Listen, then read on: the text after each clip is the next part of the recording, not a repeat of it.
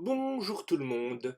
Vous vous rappelez, l'autre fois, je vous ai raconté une histoire où il y avait une princesse triste qui ne souriait jamais. Eh bien, dans l'histoire d'aujourd'hui, il y a aussi une princesse triste, tellement triste qu'elle pleure tout le temps.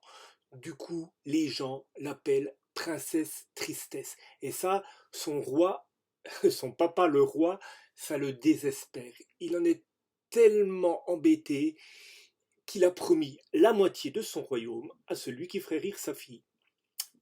Mais quelqu'un la fera-t-elle rire? On verra. Dans l'histoire d'aujourd'hui, il y a aussi un jeune homme que tout le monde appelait Juan Bobo. C'est un nom espagnol, et Juan Bobo, on peut le traduire à peu près par Jean le Nigo.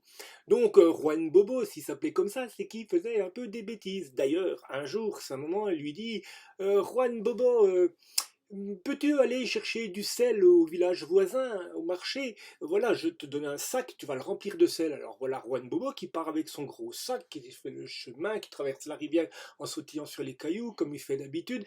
Il arrive au village, il demande de remplir le sac de sel, il paye, il fait tout bien, et il part avec le sac sur son épaule. Mais au bout d'un moment, c'est tellement lourd qu'il en a un petit peu assez, il pose le sac par terre et le tire derrière lui. Il le traîne, alors ça va beaucoup mieux. Il a une bonne idée pour une fois, Juan Bobo. Et il arrive devant la rivière. Alors là, comme il fait d'habitude, il va de caillou en caillou, toujours en traînant le sac derrière. Et bien sûr, le sac traîne dans l'eau.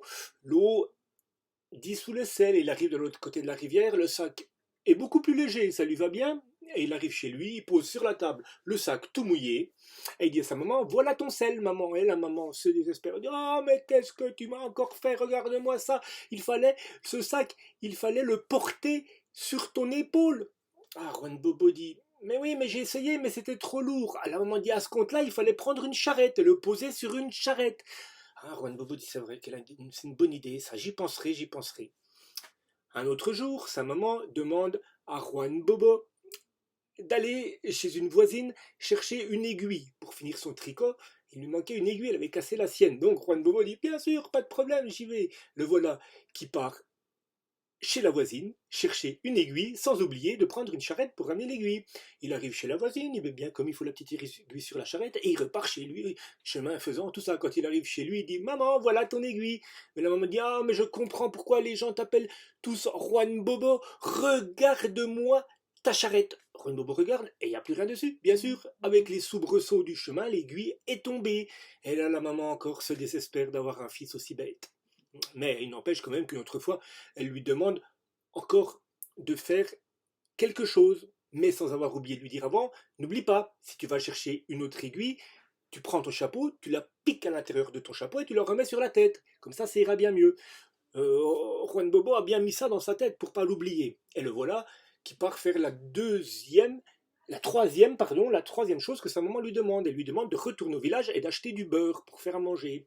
Et Juan Bobo n'a pas oublié ce que lui a dit sa maman. Quand il arrive chez le marchand, il achète une belle motte de beurre, il prend son chapeau, il la met dans le chapeau et sur la tête. Et le voilà qui rentre chez lui, sous le soleil, très chaud, de l'été.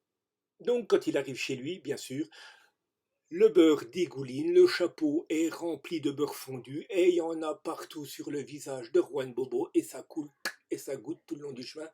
Et à la maison, la maman lui dit, je sais vraiment, vraiment, vraiment, les gens ont raison de t'appeler Nigo. Regarde-moi, ce beurre, il fallait pas le mettre dans ton chapeau, il fallait le mettre dans une jolie boîte tapissée de feuilles fraîches. Comme ça, il aurait été tranquille, bien au frais, et il n'aurait pas fondu. Ah, Juan Bobo dit ça, vraiment, j'y avais pas pensé. Moi, je m'en souviendrai pour une autre fois. Une autre fois, sa maman lui demande d'aller chez le voisin. Ah, pas acheter une pelle, ramener une pelle que la maman lui avait prêtée. Et le voisin lui dit ouais, pas de problème, la voilà. Juan Bobo dit mais j'ai pas oublié ma petite boîte pour la mettre bien au frais avec les feuilles vertes autour. Juan Bobo prend la pelle et il n'arrive pas à la remettre dans la boîte. Ah, il réfléchit, réfléchit. Ben, il n'y a plus qu'une solution. Il prend une scie et il scie le manche de pelle en plein de petits morceaux et tout rentre dans la boîte. Et il ramène la pelle à sa maman. Oh, la maman lui dit mais c'est une catastrophe, Juan Bobo. Tu es une catastrophe, Juan Bobo. Regarde-moi, que veux-tu qu'on fasse avec cette pelle? Il fallait la transporter sur ton épaule. Ah, Juan Bobo dit c'est vrai. J'y penserai la prochaine fois. Prochaine fois, la voilà. Parce que maman, quand même, elle a confiance, parce que depuis le temps qu'il fait des bêtises, elle lui demande encore une fois d'aller chez un oncle de l'autre côté de la montagne pour ramener une vache qu'elle lui avait laissée parce qu'il n'avait plus de vache pour avoir du lait. Voilà. Et Juan Bobo fait ce qu'il a à faire comme il faut, il est obéissant, moi, il va chercher la vache. Quand il arrive chez son oncle, il prend la vache, et qu'est-ce qu'il fait? Eh bien, il la met sur son épaule. Alors la vache là n'est pas contente, elle meugle, elle se débat, elle est vraiment pas très bien sur cette épaule, mais tant bien que mal, Juan Bobo avance. Et c'est là qu'il passe devant le château de la princesse qui pleure, vous vous rappelez, qui est sur sa fenêtre, il dit ah mais j'en peux plus, je suis triste, tout ça. Juan Bobo lui passe avec sa vache, et quand la princesse voit ça, oh, quand même, ça l'amuse un peu de voir ce garçon-là, ce jeune homme avec une vache sur son épaule, une vache qui meut, qui crie tout ce qu'elle peut. La princesse fait un petit sourire, un deuxième petit sourire, et puis elle commence à rire, à rire. Et Juan Bobo, entendant rire, il regarde, et il se rend compte de ce qu'il est en train de faire, et ça le fait rire aussi, ça l'amuse. Et les deux rient de bon cœur. Le roi est content, sa fille n'est plus malheureuse. Il dit Juan Bobo, je te donne la moitié de mon royaume comme je l'ai promis. Juan Bobo donc est riche, il a plus besoin de transporter les vaches. À force même, il commence à se rapprocher un petit peu de la princesse, il s'aime bien, et pour finir, il se marie, Juan Bobo et la princesse.